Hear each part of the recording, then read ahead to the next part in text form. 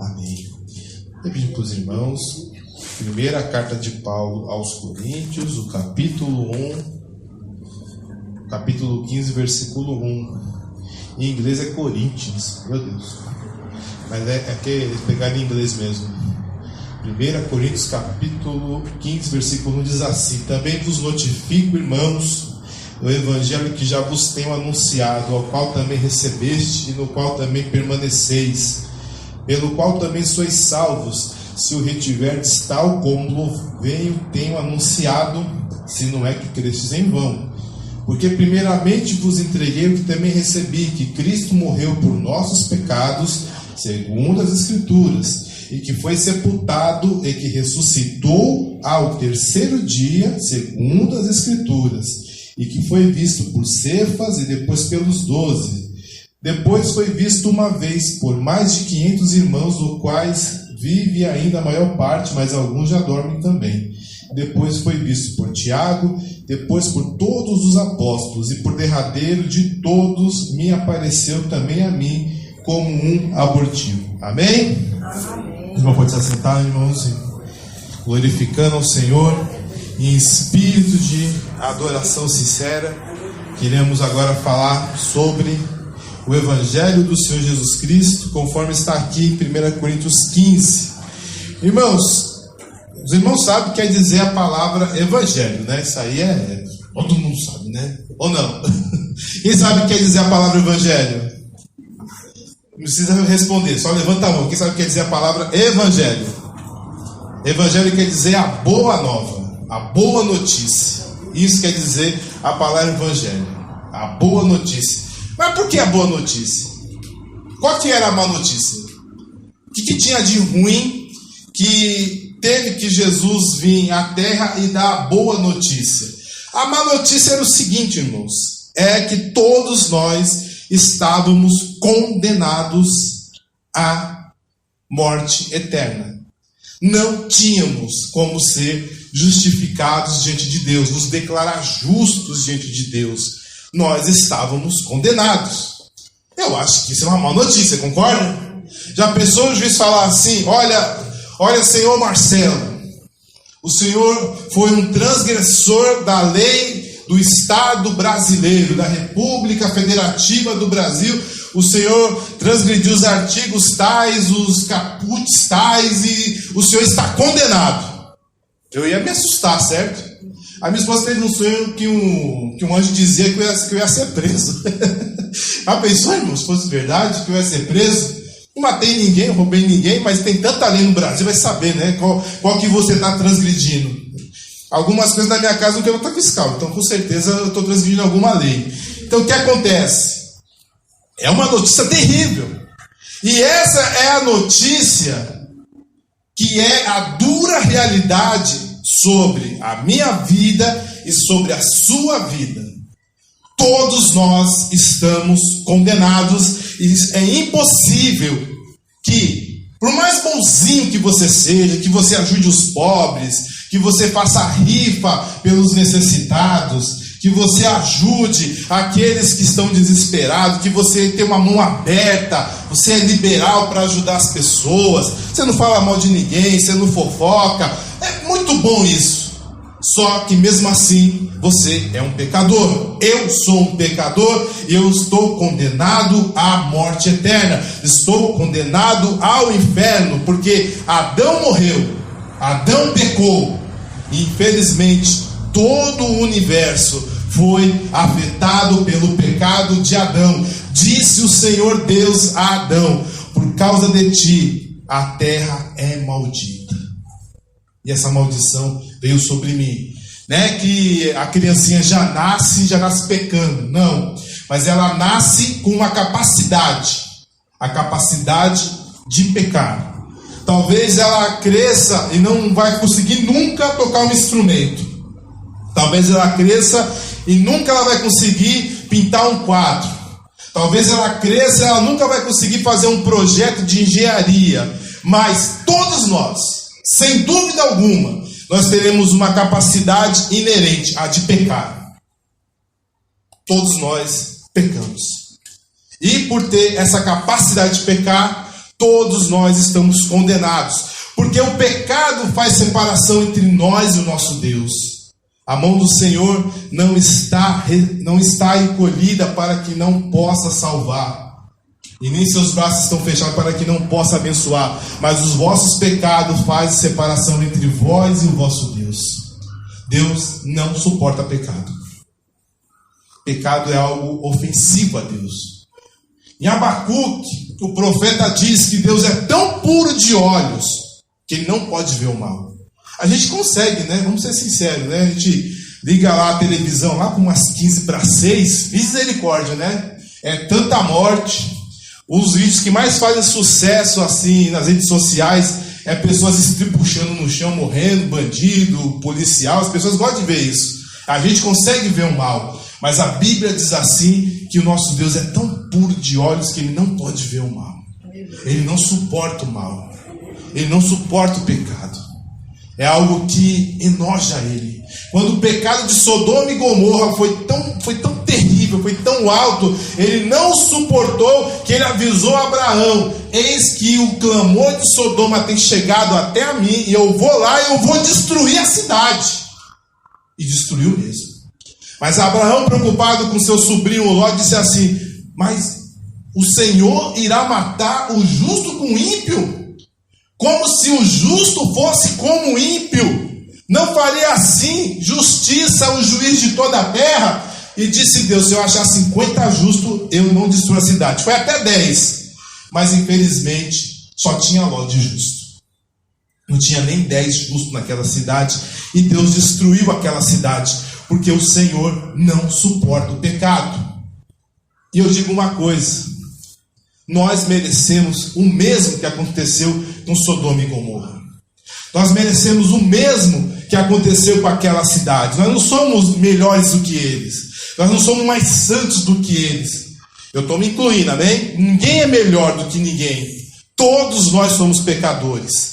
A Bíblia diz assim em Romanos 3, a partir do versículo 19: ora, nós sabemos que tudo que a lei diz, o diz aos que estão debaixo da lei, para que toda a boca se cale e todo mundo seja culpável perante Deus. Porquanto pelas obras da lei nenhuma carne será justificada diante dele, pois mediante a lei há o conhecimento do pecado. Mas agora a justiça de Deus sem lei é manifesta, testemunhada pela lei e pelos profetas.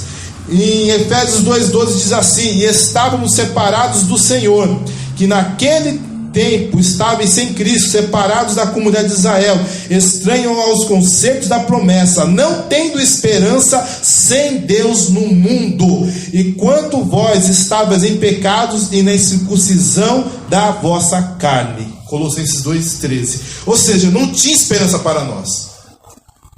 Tem a lei de Moisés. Se eu guardar toda a lei de Moisés, são 613 mandamentos. Põe na sua cabeça, 613. Os homens que mais conseguiram chegar perto de guardar a lei se chamam os fariseus. Eu creio que todos nós já lemos a Bíblia. Todos nós lemos o Evangelho de Mateus, de Lucas, de Marcos e de João. E qual que era o problema dos fariseus? Hipocrisia. Eles eram atores. Você sabe que a palavra ator vem do grego hipócrite, né? É um fingidor. O certo é chamar ator de fingidor profissional. Era um fingido. O pessoal faz, como que é? É um personagem de Thor. Thor não existe. O sujeito sai lá com aquele martelo. Ali não tem nada. Ou o sujeito é o vingador, sei lá que eles são. Não são vingadores. Os ídolos de Jesus, como o sujeito é Jesus, é um fingidor profissional. O hipócrita é um fingidor. Ele se veste de um personagem e ele finge que é aquele personagem. É um fingidor. E o hipócrita era isso, ele era um fingidor. O fariseu era um fingidor profissional. Eles guardavam dízimo até do que estava no fundo do quintal, do cominho, guardava o dízimo da hortelã, de coisas pequenas. Eles não iam vender aquilo, era coisa para temperar a carne, para temperar as coisas. Mas eles queriam seguir a lei tão à risca, que até daquilo eles botavam fogo no altar e davam como dízimo ao Senhor. Mas eram hipócritas, eles não honravam pai e mãe. Por causa da tradição deles, eles negavam a lei de Deus. Eles não eram misericordiosos, eles faziam acepção de pessoas. Eles eram dignos do inferno, por mais que eles guardavam no mínimo detalhes um montão de lei, mas não tinham misericórdia, não tinham amor, faziam acepção de pessoas e desonrava a pai e a mãe. Não adiantava nada. Somos todos nós, irmãos. Não adianta. Se você for tentar seguir a lei à risca, você não vai conseguir. Irmão, não vou comer carne de porco porque em Levítico 11 proíbe comer carne de porco. Tá bom, mas muitas vezes você vai estar no trânsito, alguém vai te fechar, você vai chamar até ele de santo. Ô, seu santo, para chamar logo de tudo logo. Pecou. Amaldiçoou o seu irmão. Acabou. E aí? E a Bíblia é clara. Se você cometer um pecado sequer da lei, é culpado de todos. Mas eu não matei ninguém, mas eu não roubei ninguém, eu não defraudei ninguém. Como eu sou culpado de todos? Essa é a maldição da lei. Essa é a maldição da lei. Por mais que você não cometeu todos os pecados da lei, se errar em um pecado sequer, você é culpado de todos. A lei não veio trazer santidade ao homem. A lei veio mostrar o quão Deus é santo e quão o homem é pecador. A verdade, irmãos, é o seguinte: por causa do pecado de Adão, a nossa condenação é automática. Como eu disse, a lei ela não está aqui para fazer, olha, segue a lei que você vai ser santo. É isso que ela diz. Mas ninguém consegue. Está em Romanos 3,23. Toda essa sentença não é de espantar. Está lá em Romanos 3,23, diz assim: porque todos pecaram, destituídos estão da glória de Deus. Amém? Todos pecam. Por estar em pecado, nós estamos fora da glória de Deus. Não podemos receber a glória de Deus. Então, irmãos, será que isso não nos entristece? Será que isso não é de deixar a gente desesperado? Essa é a verdade. Você nasceu e já nasceu com uma sentença. Duas sentenças. A primeira sentença é que um dia você vai morrer. Quase certeza, né? Porque um salvo em Cristo Jesus pode ir para o céu, né? Eu creio no arrebatamento. Eu não tenho certeza se todos aqui vão experimentar a morte. Talvez alguns aqui serão como Elias e como Enoque, não vão experimentar a morte. Eu creio nisso. Porque está na palavra de Deus que quando a trombeta do Senhor tocar com a voz de arcanjo, os que estiverem vivos serão transformados e encontrarão o Senhor nos ares. Eu não sei, irmãos. Talvez você vai ouvir a trombeta do Senhor tocar, você vai ouvir a voz do arcanjo e vai encontrar o Senhor nos ares, junto com os que já morreram no Senhor e foram ressuscitados primeiro do que nós. E teremos um corpo igual de Jesus. Então eu não sei. Mas em via de regra, o seu corpo, já quando você nasce, já está nascendo para morrer. Outra sentença é: você vai pecar. Isso é terrível. Mas o que Satanás faz? Ele nega essa realidade. As pessoas acham que não tem nenhum problema. As pessoas acham que não tem uma condenação. As pessoas acham que é só nascer boazinhas, serem caridosas, serem religiosas, que está tudo certo, que elas não são dignas da condenação eterna, que elas não são dignas do inferno, porque elas não fazem mal para ninguém. O problema não é o ninguém, o problema é ofender a Deus. E é impossível você nunca ter feito mal para ninguém, para falar a verdade. Em algum momento da sua vida, alguma coisa de errado você fez para alguém. Não tem como, irmãos. Uma vez você deu uma mentirinha para alguém, você enganou, você prejudicou de alguma forma, você não falou totalmente a verdade, não foi sincero, voltou atrás de alguma coisa, falou mal, não tem como. É mentira. É mentira dizer que nunca fez mal para ninguém. É mentira. Simplesmente mentira. Mas o inimigo fala: não, você não tem problema nenhum. Foi a mesma tática que ele fez lá no Éden. A tática do inimigo não mudou até hoje. Deus falou: olha, no dia que comerdes da árvore do fruto do conhecimento e dela comerdes, vós morrereis. Não coma, porque no dia que delas comeres, vós morrereis. E foram tentados, já naquele dia já foram tentados em comer. E aí Eva falou: olha, Deus falou que a gente não pode nem olhar. Deus não falou isso, Deus falou que não podia comer, falou que não podia olhar. Aí Satanás foi astuto: não, Deus proibiu, porque ele sabe que no dia que delas comerdes, sereis como Deus, conhecendo bem e o mal. Nossa. E ela queria saber o que é bom e o que é ruim. Ela era totalmente inocente. Era uma criança verdadeira, muito inteligente, muito capaz, com eternidade no seu corpo, mas totalmente inocente. Não tinha maldade de nada, era totalmente pura, tanto Adão quanto Eva. E queria conhecer o que é bom, o que é mal, e comeu daquele fruto. E os dois perceberam que estavam desnudos.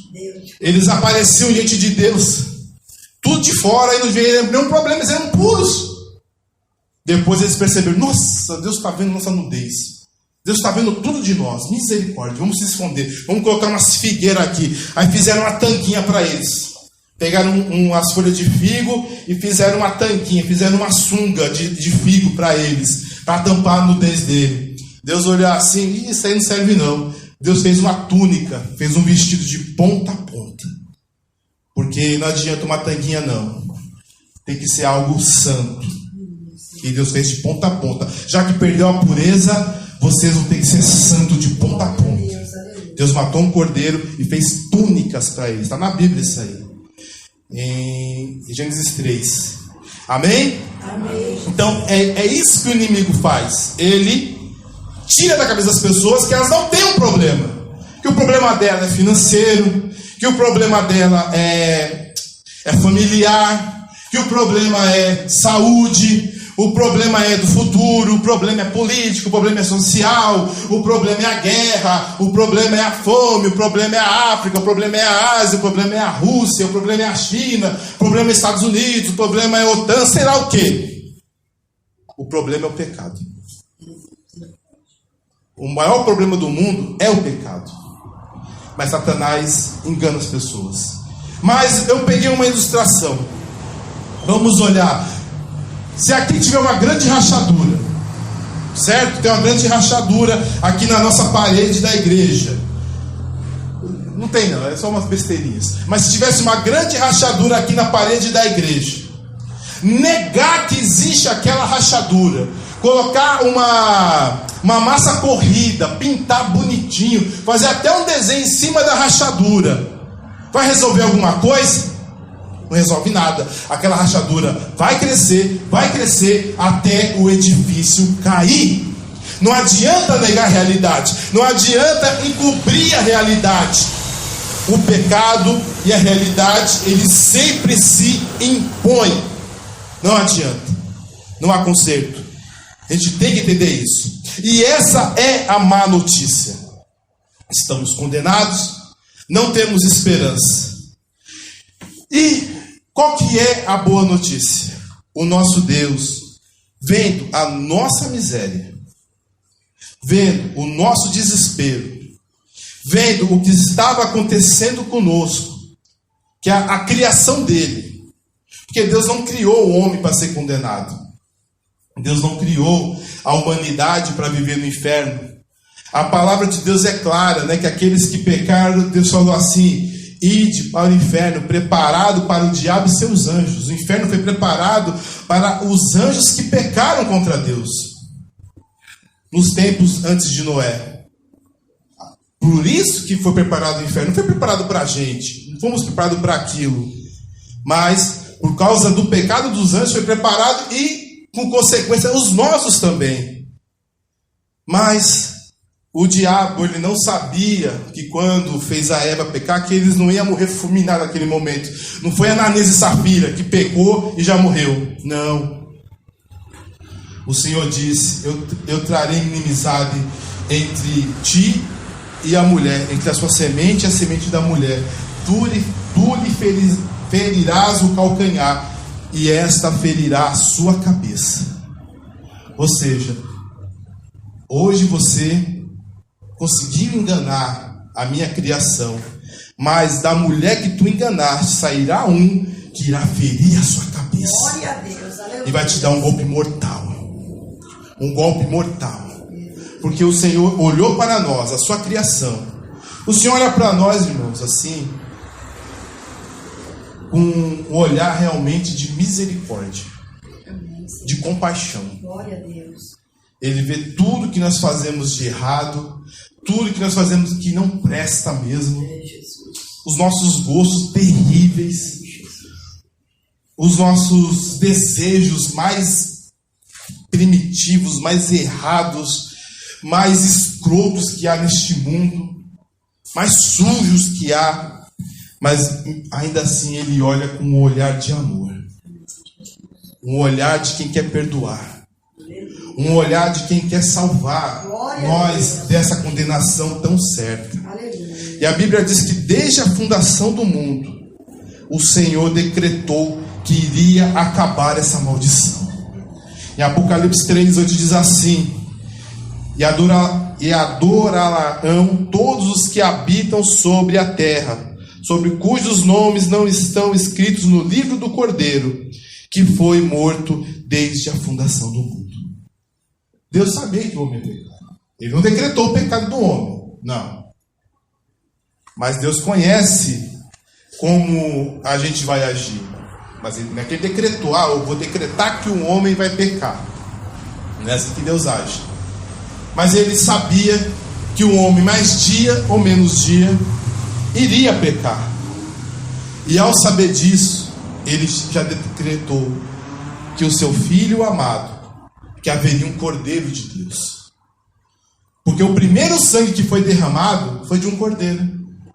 Quando Deus quis fazer as túnicas, ele matou aquele carneiro para fazer as túnicas para Adão e para Eva. Então o sangue foi derramado. Deus teve que matar um cordeiro. Aí ele já estava simbolizando que haveria um cordeiro de Deus que iria morrer pelos nossos pecados. Porque o coitado do cordeirinho morreu porque os abençoados de Adão e Eva pecaram. O coitado tinha nada a ver com aquilo. Estava lá comendo a sua graminha, estava lá passeando, bebendo sua água. Aí do nada Deus pega o coitado e mata o coitado, para fazer roupa para Adão e para Eva, porque os abençoados queriam saber o que era bom e o que era ruim. Isso foi decretado desde a fundação do mundo, que um inocente iria morrer pelos culpados. E a Bíblia diz em Provérbios que há duas coisas que abominam o Senhor: aquele que condena o justo e aquele que absolve o ímpio. As duas coisas são abomináveis aos olhos do Senhor. E Jesus fez exatamente isso, porque ele, sendo inocente, ele foi condenado. E nós, sendo culpados pela sua morte, nós fomos inocentados. Glória a Deus, aleluia. Não deveríamos, mas o Senhor nos amou. A Bíblia diz assim, que Deus amou o mundo de tal maneira que deu o seu Filho unigênito, para que todo aquele que nele crê não pereça, mas tenha vida eterna. Olha o amor de Deus. Deus poderia simplesmente ignorar o nosso pecado. Concorda, irmãos? Podia ignorar. Tipo assim, vocês quiseram pecar, azar de vocês. Eu não obriguei ninguém a pecar. Eu não peguei na mão da Eva, vai lá e come. Nem a serpente fez isso. Pegou na mão da Eva, pegou um atenaz, abriu a boca né? Você já fez canal alguma vez que eles abrem um negócio assim na sua boca? Nossa, eu quase morri. Aí fica lá. Não, Deus não fez isso. Não fez igual o coitado do ganso, né? Que o pessoal come foie gras de ganso, né? Que que pega um cano, abre a boca do bicho e fica jogando um amido para crescer o fígado dele e comer patê do fígado do coitado do ganso. Deus não fez isso. Então podia ser azar de vocês quiseram pecar. Eu disse que no dia que comerdes ia morrer. Eu não minto, o Senhor não mente. Glória a Deus. Então ele podia ignorar, podia deixar a gente comprar, vender, casar, fazer guerra, fazer prédios, ir para a praia, bagunçar, ir para as baladas, ouvir música que não presta, viver na prostituição, viver no pecado, fumar, beber, cheirar, fazer o que bem entender da vida, ia tudo morrer para o inferno, azar nosso. Mas Deus é Pai. A Bíblia diz que o Senhor Jesus Cristo é o pastor. E o bom pastor dá vida pelas ovelhas. Ainda que estamos sujos, ainda que estamos fedendo diante de Deus, Ele tem compaixão da ovelha que ouve o seu chamado. Glória a Deus, aleluia. O pastor, quando chama a ovelha, a ovelha vai, né? Ela conhece a voz do seu pastor. Não adianta um outro pastor chamar, né? A ovelha vai até o pastor. Mas a gente, aquela ovelha, não sei se os irmãos viram o vídeo, esse vídeo é bom. De uma ovelha que se perdeu, a coitada, e ela ficou tão grande, os pelos dela, que ela ficou presa na mata. Porque ninguém tosquiou, né? Então ela acabou ficando presa na mata, pegou o carrapato, pegou o bicho, ficou toda suja. E por mais que o pastor chamasse, ela não tinha como ir até o pastor. O pastor tinha que, ouvindo o gemido dela, tinha que ir até ela, pegar no colinho, passar um bálsamo, dar um banho naquela ovelha, pegar a tosquia, aquela máquina de tosquiar, passar devagarzinho, horas e horas, tirando pelo por pelo, lã por lã, aí depois deixar ela secando para ela ficar boazinha e limpinha. Não tinha como a ovelha ouvir a voz do pastor e ir até o pastor. Ela só tinha como gemer, só tinha que dar aquele gemido, aquele bezinho dela, e o pastor ouvir, e o pastor ia até ela. Glória a Deus, assim somos nós, irmãos. A gente estava tão sujo, tão pecaminoso, tão errado diante de Deus, que quando nós ouvimos falar de Jesus, que Ele morreu na cruz, quando nós ouvimos que a gente tinha condição de pecado, a gente só clamou: Jesus, eu estou aqui, glória Jesus. A Deus, é verdade. Jesus, perdoa o meu pecado, perdoa a minha falha. Aleluia. E Jesus foi até lá e nos pegou nos braços. Glória a Deus. Ele deixou as 99 ovelhas lá no deserto e foi atrás da perdida, foi atrás da desgarrada, que não conseguia andar, que não conseguia se mexer, que estava cheia de doença, cheia de carrapato, cheia de sujeira, mas o Senhor mesmo assim pegou-nos, né? Às vezes quando uma criança faz um cocôzinho a mais, é difícil pegar a criança no colo, né? A gente faz assim, mas o Senhor mesmo assim nos pegou no colo. Aleluia. E nos levou até o seu regaço, nos levou até a sua mansão, aleluia. E lá nos purificou e nos abençoou. Porque eu não tinha condições de ir até Jesus. Eu só pude ouvir Ele me chamar. Eu só pude ouvir Ele dizer que Ele estava estendendo o perdão para mim. Eu só pude ouvir Ele dizer assim: vinde a mim todos os que estão cansados e sobrecarregados, que eu vos aliviarei. Eu só pude dizer: Jesus, eu estou aqui. E Jesus, pela sua misericórdia, o Senhor, pela sua misericórdia, enviou o seu Filho. Mostrou que o seu Filho era o verdadeiro Messias. Que Ele era aquele que tinha poder para perdoar nossos pecados, até no seu nascimento. A Bíblia diz assim, em Atos 10, 38, concernente a Jesus de Nazaré, como Deus o ungiu com o Espírito Santo e com poder, ao qual andou por toda parte, fazendo bem e curando a todos os oprimidos do diabo, porque Deus era com ele. Aleluia. Jesus, no capítulo 10 de João, eles queriam apedrejar Jesus. Jesus perguntou assim: por qual obra vós me apedrejais? Não, isso não é por obra nenhuma, não. É porque tu, sendo homem, fazes a ti mesmo Deus. Disse Jesus assim: olha, se não credes em mim, crede nas obras que eu faço, que elas vêm do Pai, que o Pai está em mim e eu estou no Pai. Glória a Deus, aleluia. Irmãos, os milagres de Jesus é para mostrar que Ele era Deus. Glória, aleluia. Não era uma demonstração apenas de poder, não era uma demonstração apenas do sobrenatural, mas era para mostrar que Ele era Deus. Aleluia. Que Ele tinha poder sobre a morte, que Ele tinha poder sobre a surdez, sobre as pessoas que estavam mancas, tinha poder sobre a cegueira, tinha poder sobre a lepra, tinha poder até mesmo sobre a morte de 4 dias. Glória a Deus. Tinha poder na natureza, porque Ele andou sobre as águas, Ele transformou água em vinho. Meu Deus, aleluia. Ô, irmãos, é difícil transformar suco de uva em vinho, ainda mais transformar água em vinho. Mas Jesus tem poder. É, Jesus, eu creio. Cada milagre dele provava que ele era o verdadeiro Deus. Provava que ele era aquele que iria nos redimir de todos os nossos pecados. Mas os homens viam aquilo, os fariseus, os escribas, os sacerdotes viam aquilo e ficaram com medo de perder a posição deles.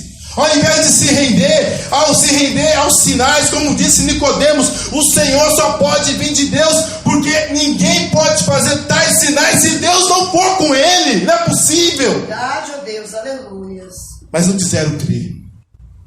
Mesmo ele ressuscitando o filho da viúva de Naim, a filha de Jairo, curando a mulher do fluxo de sangue, andando sobre as águas, multiplicando pães, e para completar a obra, ressuscitar um morto de 4 dias e curar um cego de nascença. Glória a Deus. Eu não sei, não li, ouvi falar, posso estar errado, porque eu ouvi falar. A pessoa é confiança, mas de repente se equivocou. Dizem que há um livro perdido entre os judeus, que poucos judeus têm acesso, ao qual no tempo lá, no interregno entre o fim da lei e a graça de Jesus Cristo, um rabino muito famoso escreveu que haveria alguns sinais do verdadeiro Messias. E um dos sinais era: ele iria ressuscitar um morto de 4 dias, iria curar um cego de nascença e iria pregar no dia da purificação. E Jesus fez exatamente isso. Exatamente isso. E mesmo assim não creu. Olha, Jesus mostrou que ele era tão Deus, que até mesmo o modo dele vir ao mundo foi diferente. Diz assim a palavra do Senhor em Mateus 1:21: e ela dará à luz a um filho, lhe porás o nome Jesus, porque ele salvará o seu povo dos pecados deles. Ora, tudo isso aconteceu para que se cumprisse o que fora falado pelo Senhor, por meio do profeta Isaías, dizendo: eis que a virgem conceberá e dará à luz a um filho, e lhe chamarão o seu nome Emanuel, que quer dizer Deus conosco. Irmãos, Jesus não nasceu naquele dia, amém? Porque a Bíblia diz, é clara: no princípio era o verbo, e o verbo estava com Deus, e o verbo era Deus, amém? Jesus se tornou carne no dia que ele foi gerado no ventre de Maria, mas ele não nasceu, ele não existiu naquele dia. Deus não fez o divino naquele dia. Na verdade, ele era divino, se esvaziou da sua divindade para caber no útero de uma mulher abençoada e virgem escolhida pelo Senhor. Glória a Deus, amém. Mas ele não nasceu naquele dia, amém? Isso não existe, tá? Então a gente está negando a eternidade do Senhor Jesus Cristo. Jesus é o Criador de todas as coisas, mas desde a fundação do mundo, o Senhor disse: da mulher sairá aquele que irá pisar na cabeça da serpente. E de lá nasceu, do fruto da mulher, do ventre da mulher, da semente da mulher, nasceu o Senhor Jesus Cristo, que hoje nós podemos ter a fé e a certeza que nós iremos ter a salvação, porque o mesmo que curou, o mesmo que ressuscitou os mortos e que morreu na cruz, é o Deus verdadeiro. É o Deus verdadeiro.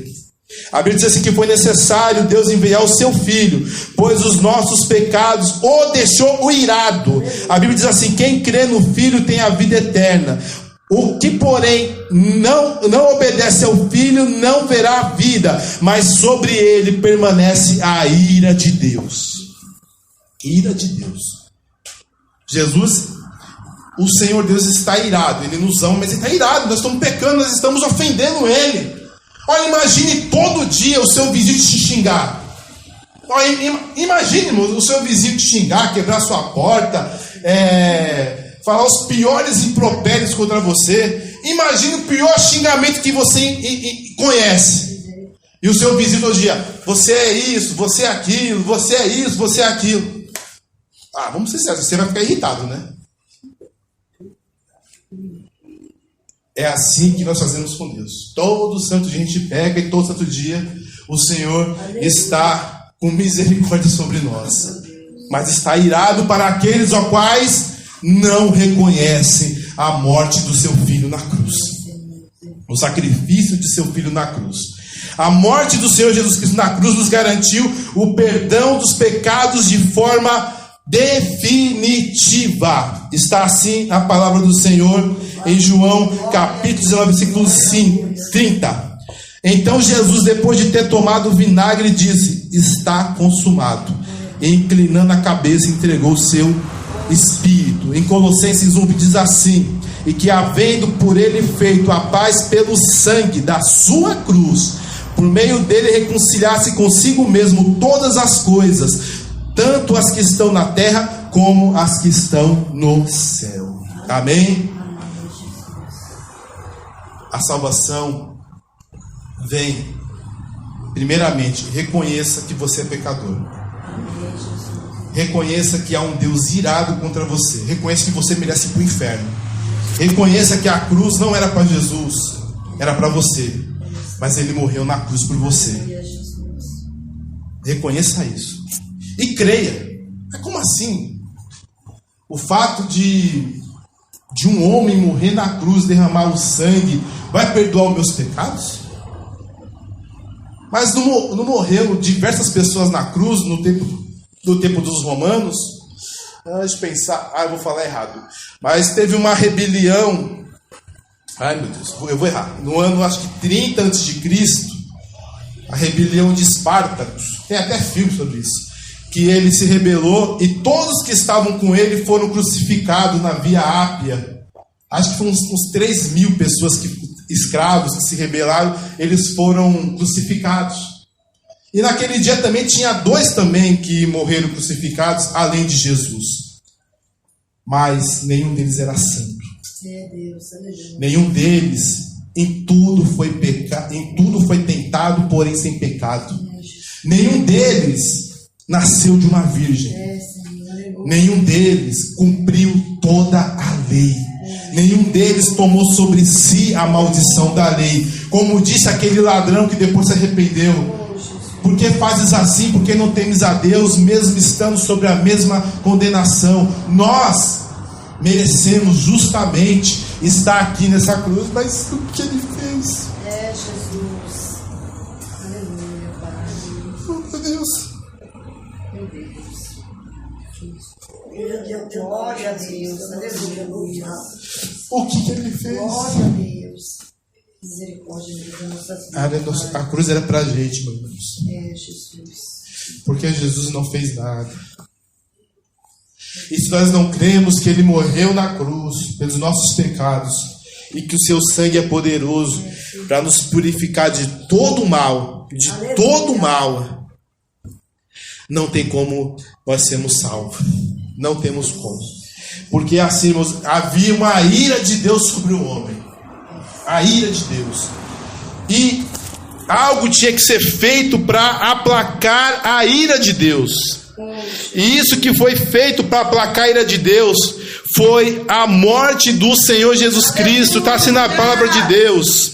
Em João, o capítulo 1 João capítulo 1, versículos 2 e 1 diz assim: meus filhinhos, essas coisas vos escrevo para que não pequeis. E se alguém pecar, temos um advogado junto ao Pai, Jesus Cristo. Ele é a propiciação pelos nossos pecados, e não somente pelos nossos, mas também pelos que estão no mundo. Agora, o que é propiciação? Propiciação. O que é propiciação? Propiciação é a expiação dos pecados. É o pagamento pelo pecado para fazer justiça e obter o perdão de Deus. No Antigo Testamento, a propiciação era feita pelo sacrifício de animais. Porém, na Nova Aliança, Jesus veio e se tornou o sacrifício perfeito pelos nossos pecados de todo mundo. Deus é justo e perfeito. Por isso, Ele não pode deixar o pecado sem punição. Todos pecamos e, como consequência do pecado, é a separação de Deus. Porque todos que pecaram, destituídos estão da glória de Deus. E o salário do pecado é a morte. Jesus, pela sua morte, Ele pagou o nosso pecado. Ele pagou. É como falou aquele ladrão. O que ele fez? Ele não fez nada. Quem fez foi eu e foi você. Nós matamos Jesus. Mas pela sua morte nós podemos ter a esperança que o seu sangue nos purificará de todo o pecado. O sangue de Jesus não foi derramado em vão naquela cruz. Jesus não subiu naquela cruz, não foi pregado de mãos e pés. O prego é desse tamanho, 40 centímetros. 40 centímetros é o prego que entrou na mão direita e na mão esquerda de Jesus e que furou os seus pés. Um pé de 40 centímetros. Alguém já rasgou a mão sem querer com sulfite? Quando a gente cortava, né? A gente ia cortar e passava, mas queimava, né? Mas doía tanto. Agora imagine o prego de 40 centímetros entrando na mão direita e na mão esquerda.